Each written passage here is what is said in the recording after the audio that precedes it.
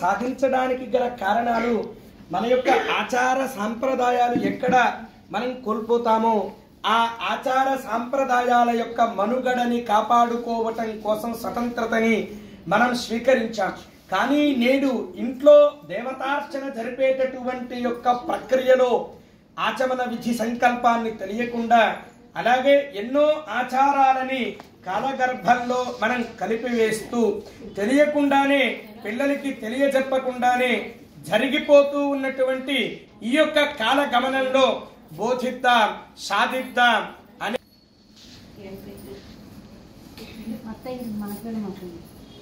సత్య సంకల్పం వైపు ప్రయాణిస్తూ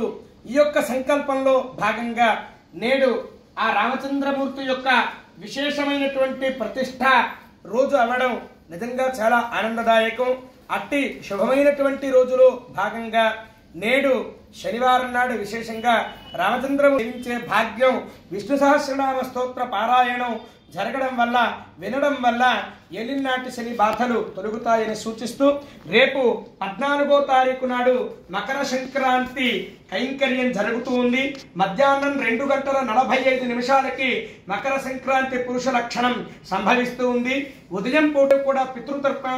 పితృతర్పణాదులు ఆచరించవలసిందిగా సూచిస్తూ రేపటి రోజు 13వ తారీఖు నాడు భోగి రోజున విశేషంగా భోగి మంట సలిపి కనీసం ఇంట్లో అయినా ఆవు పిడకలు వెలిగించి దానిలో కొద్దిగా ఆవు నెయ్యి నువ్వులు వేయడం వల్ల మన యొక్క గ్రహశాంతి జరగడమే కాకుండా క్రిమి కీటకములలో వచ్చేటటువంటి హానికారకమైనటువంటి యొక్క క్రిముల సంహారం కూడా జరుగుతుందనేటటువంటి యొక్క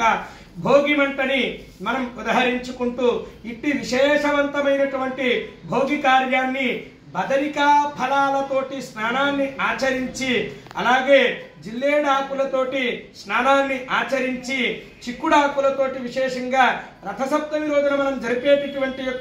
ఈ యొక్క సేవని మకర సంక్రాంతి రోజున కూడా ఆచరించినట్లయితే మన శరీర దారిద్ర్యాలు తొలగిపోతాయని నిరోగతంగా ఆయుష్ వృద్ధి చెందుతుందని ఈ సభాముఖంగా ఈరోజు సూచిస్తూ